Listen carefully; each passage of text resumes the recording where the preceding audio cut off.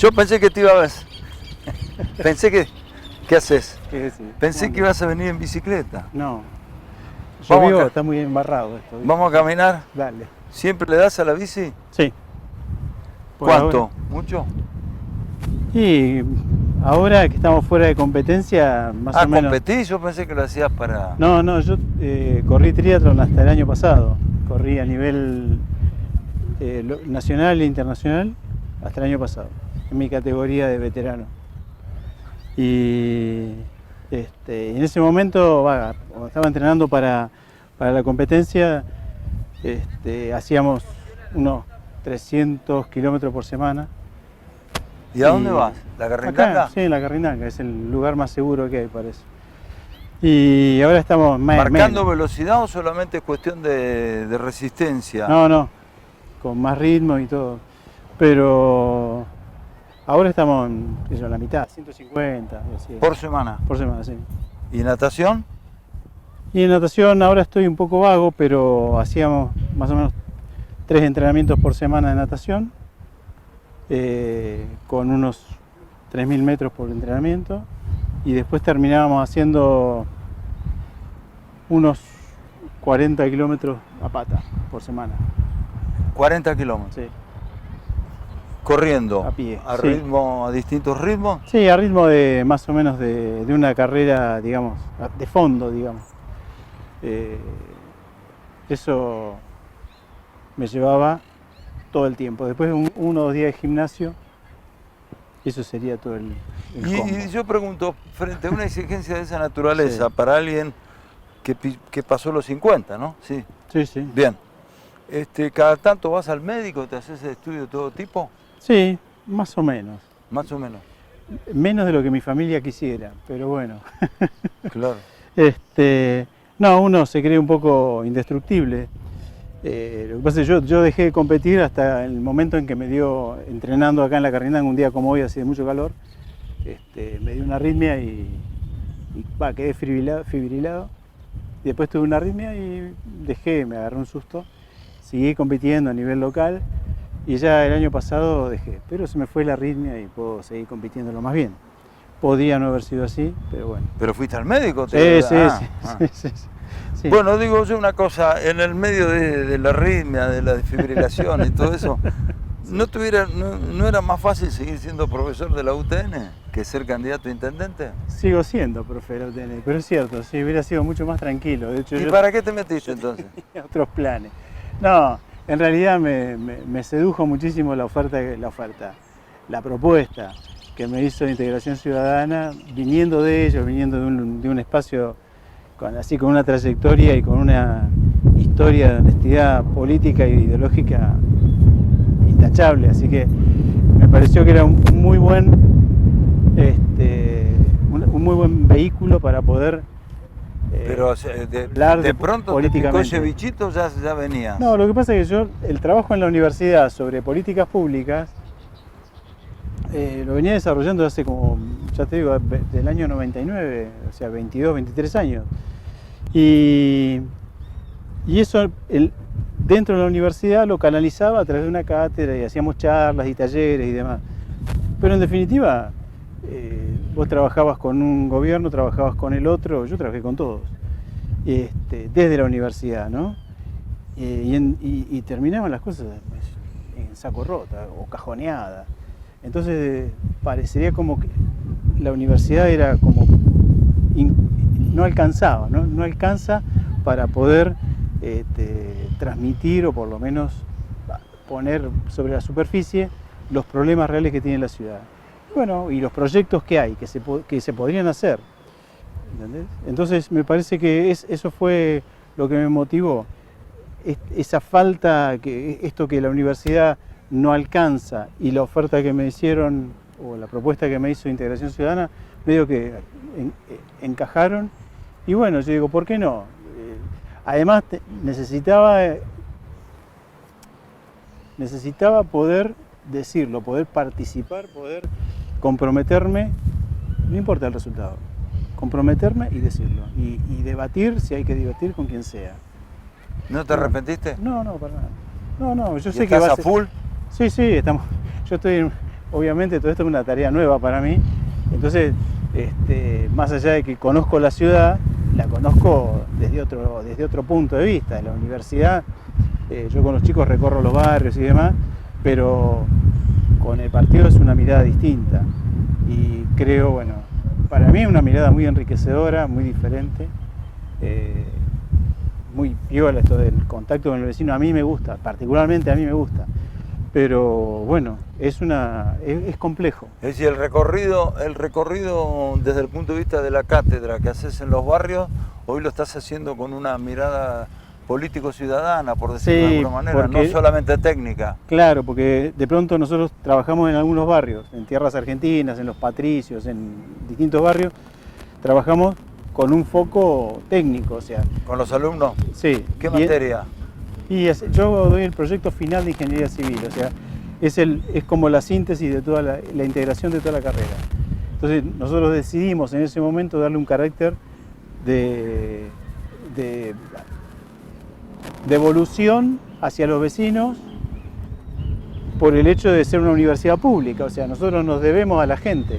Claro. Entonces, bueno, esa devolución fue a través de distintos proyectos. Es decir, lo que estudiamos, saliendo del dibujo y la técnica y tantos metros de frente, Exacto. tanto de fondo, esta pieza, Sí. estoy diciendo cualquier cosa, Sí, no importa. esta altura que se dio, vamos a ver al barrio. Vamos al barro, vamos a meternos al barrio, pies en el al barro del barrio. A las dos cosas.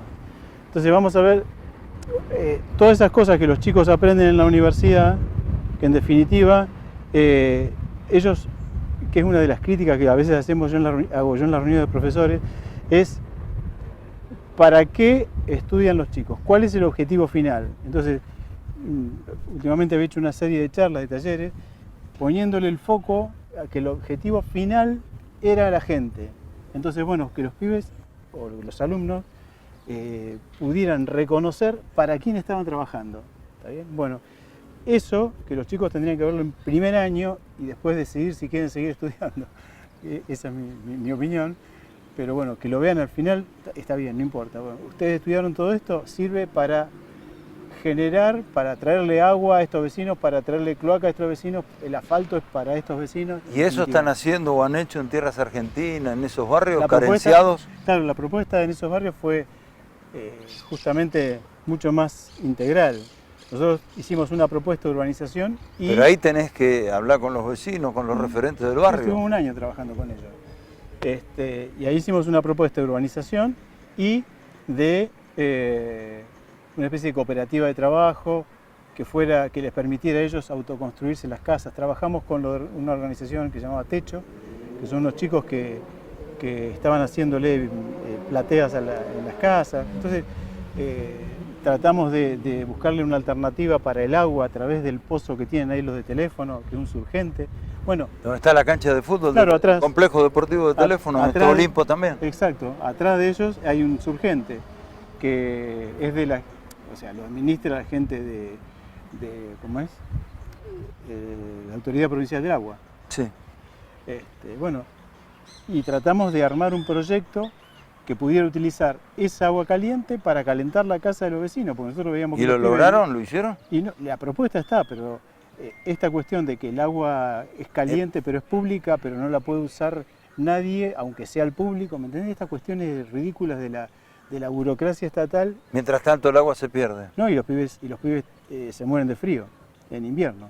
Entonces vos ves las dos cosas, eso es lo que ven los pibes de la universidad, que les resulta totalmente incoherente, pero ellos van a terminar siendo autoridad del agua, van a terminar siendo secretario de Obras Públicas, van a terminar siendo intendente o lo que sea. ¿Okay? Entonces, de hecho me pasa, yo tengo alumnos que son secretarios de Obras Públicas de las ciudades de acá de la zona, o en Neuquén. Entonces, la idea es que ellos puedan tener una formación o una integración de conocimiento, pero el destinatario final es humano, es una persona. Te entiendo perfectamente. Mucho más en esos barrios carentes de toda carencia. Sí, lo que pasa es que en realidad el objetivo nuestro como ingenieros, en definitiva, es que toda la ciudad pueda tener servicio, porque es tan riesgoso que no tenga servicios el barrio pobre, económicamente pobre, como que no tenga servicios el barrio económicamente no pobre. O sea, que haya... El barrio Patagonia tiene 50 años y la mitad del barrio no tiene cloaca. O sea, hace 50 años que estamos contaminando la Napa, está claro. Entonces, eso es igualmente riesgoso para el ambiente de la ciudad. Una cosa, cualquiera de las dos cosas son riesgosas. Y eso es lo que me parece que hay que cambiar un poco la mirada. ¿Eso también te llevó a aceptar la propuesta para Sí. hacer...? Sí, porque normalmente mirada... que yo esto como decir, mira, voy a entrenar con la primera de Olimpo, ponele, de San Sinena, sí. pero primero hago la, no sé si Sí, la sí, cuarta, la quinta, la reserva, y después salto a primera. Sí. Vos saltaste a primera directamente. Sí, porque venía entrenando por afuera. Está bien. Yo vengo con un potrero diferente yo, pero si vos querés, esa comparación es cierta, pero yo vengo por otro lado. No es que yo caí paracaidista acá haciendo cualquier otra cosa y me digo, bueno, me voy a dedicar a ser intendente. No es así.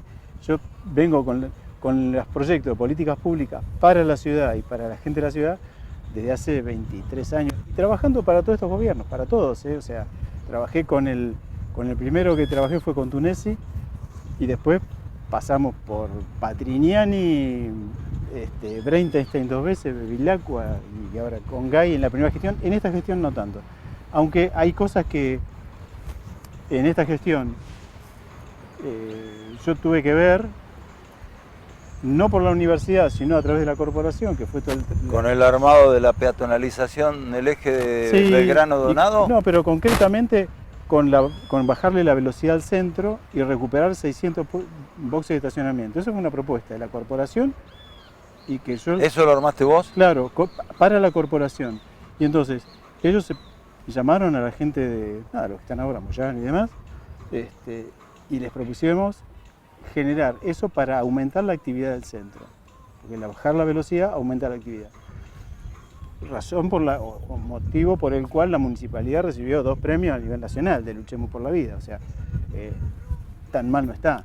Entonces, trabajé con ellos, lo que sí es cierto es que no coincidimos en muchas otras cosas. Y bueno, por ejemplo. No, esto de cambio de partidas, o sea, vos no podés, la mirada social que tiene este gobierno... ¿Cómo cambio de partida? No te entiendo. Sí, la disminución de las partidas de políticas sociales y el aumento de ¿cómo es? La gestión urbana, me parece que es totalmente incoherente. O sea, el aumento de familias viviendo en la indigencia que hay en Bahía Blanca es tremendo.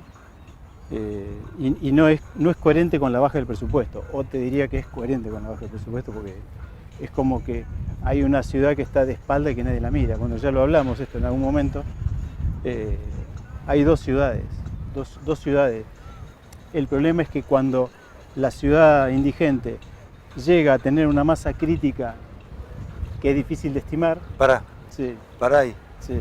Vamos a hacer una pausa, Sí, como quieran. porque eso tiene que ver con el documento que largaron el otro día, que eso es una frase que a mí particularmente me llamó la atención. Sí. Estamos hablando con el ingeniero Varela, precandidato a intendente por Integración Ciudadana.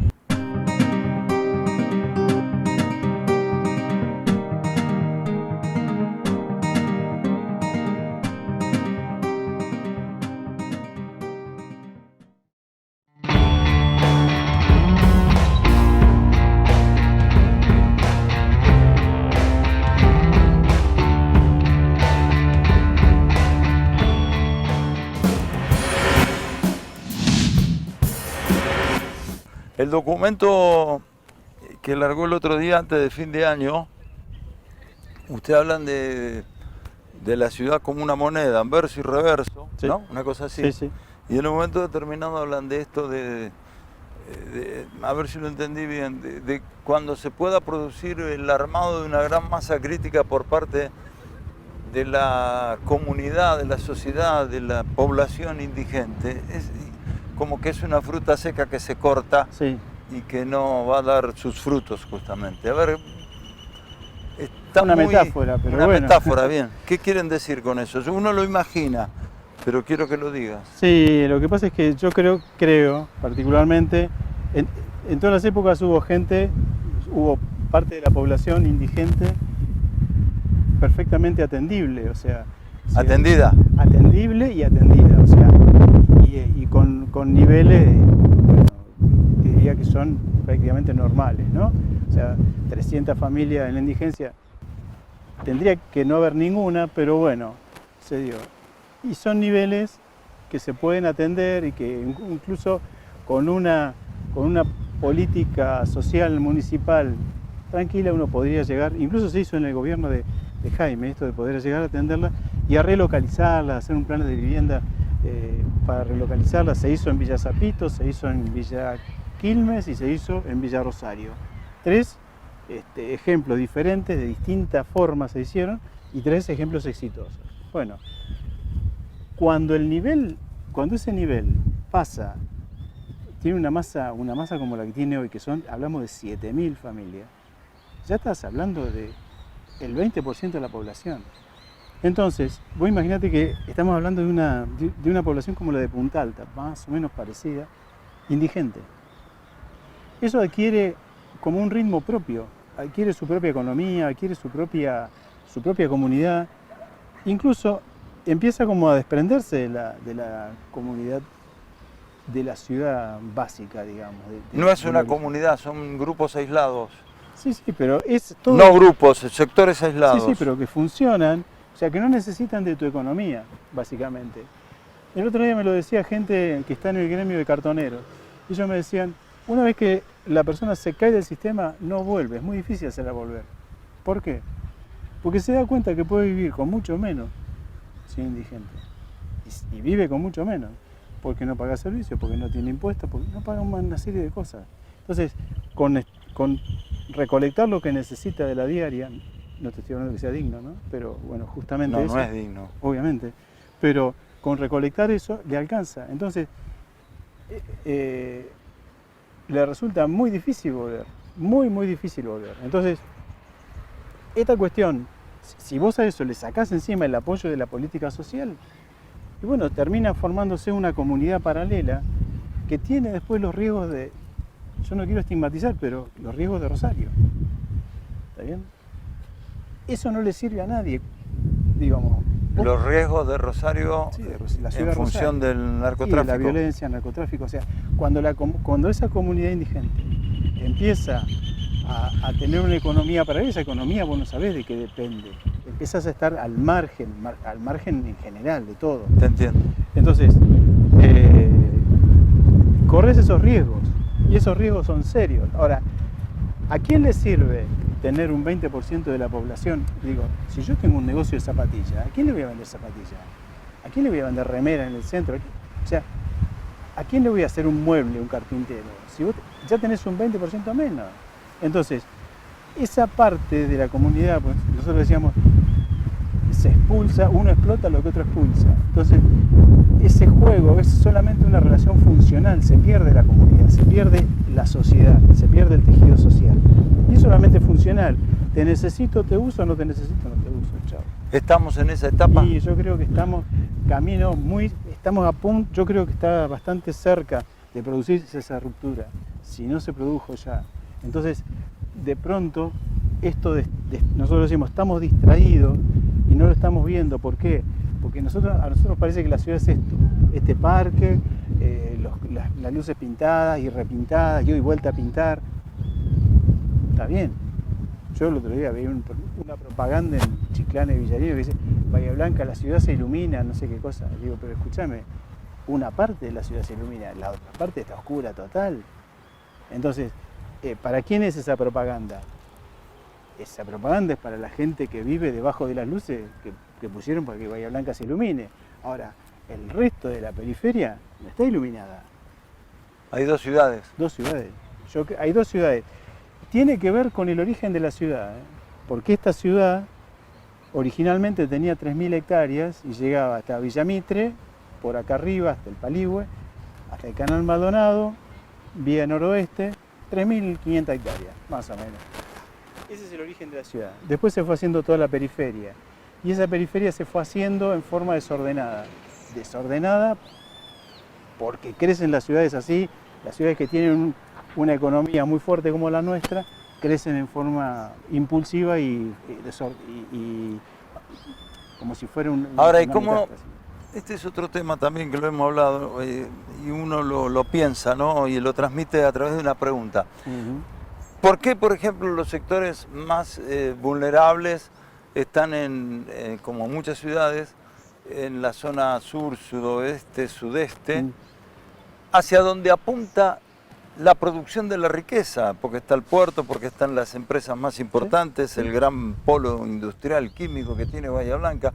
Y sin embargo, alrededor de ese sector o cerquita de ese sector es donde están los sectores más vulnerables. ¿Por qué? ¿Cómo se explica? Mira, Caracol se formó en el año 95, cuando se hizo la primera ampliación del polo, ¿sí?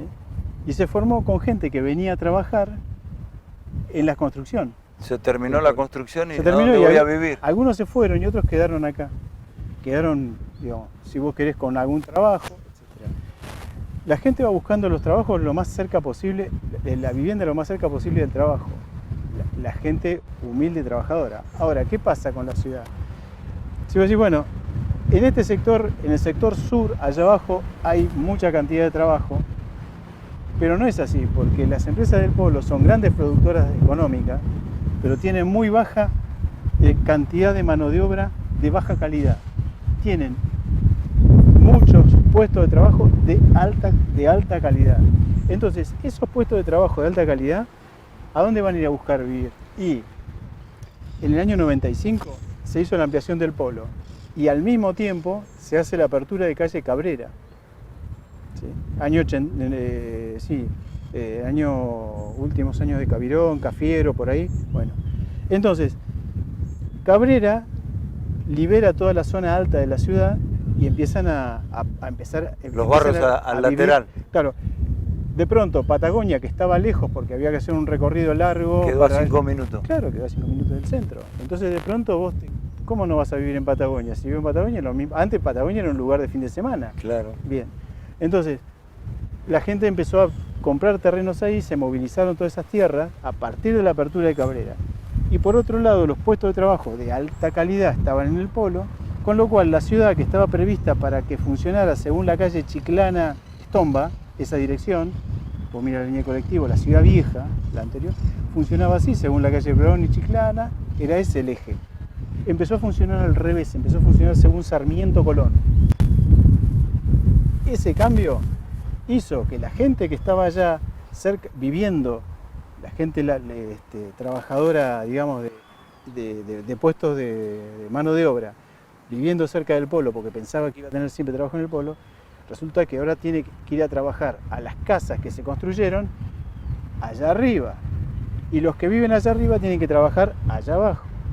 Bien, esa dinámica hace que la ciudad se haya dado vuelta. No te sirven los colectivos, no te sirven las avenidas, no te sirve nada. ¿Y ahora? Y bueno, tenés que reconvertirla.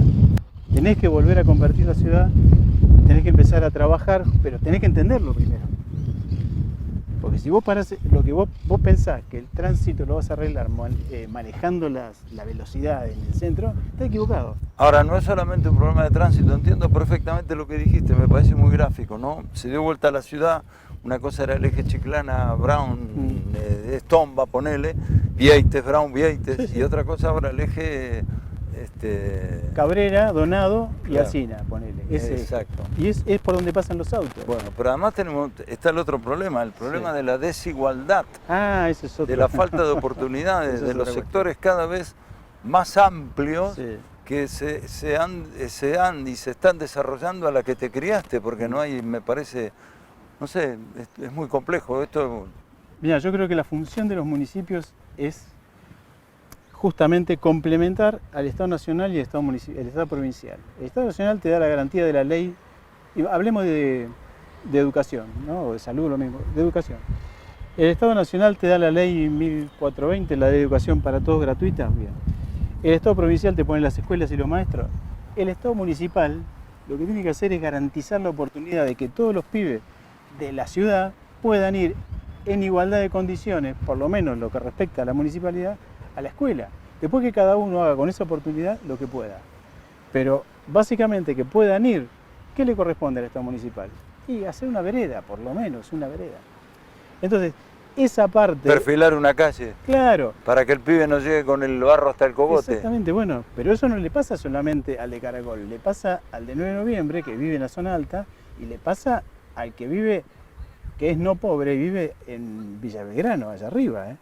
O sea, le pasa a toda la periferia. Porque hoy te metes en Harding Green, que tiene 100 años, Sí.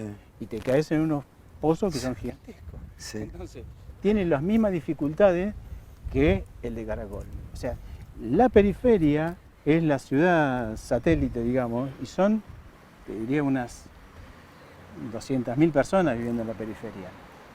Entonces, esa periferia tiene una composición muy variopinta, una composición muy diversa y no es, y que tiene todo el mismo riesgo, que ese es el estudio que hizo, muy interesante que hizo la Universidad Nacional del Sur. Es que toda la periferia tiene el mismo riesgo ambiental. Eso es muy bueno. Porque no es que unos viven bien y es fantástico, no. Vos podés tener plata y hacerte una casa en la zona alta de Villa Belgrano, fantástico. Pero tenés el mismo riesgo ambiental que el que se hizo ¿En la qué casa. sentido? Y que ¿No si tenés vos cloaca? no tenés cloaca, no tenés desagües pluviales, las calles se te inundan, no tenés vereda, la gente camina por la calle, es riesgo, porque pasan los coches, pero no camina por la calle porque no hay vereda. Entonces, una de las propuestas es, ¿por qué no la vereda no pasa a ser un servicio público, o sea, una obra pública? ¿En dónde está escrito que tiene que haber, la vereda tiene que ser una construcción privada? Te entiendo. Queda mucho por conversar y por hacer. Absolutamente. Un gustazo. Bueno, Buen año. igualmente, Luis, muchas gracias. Gracias.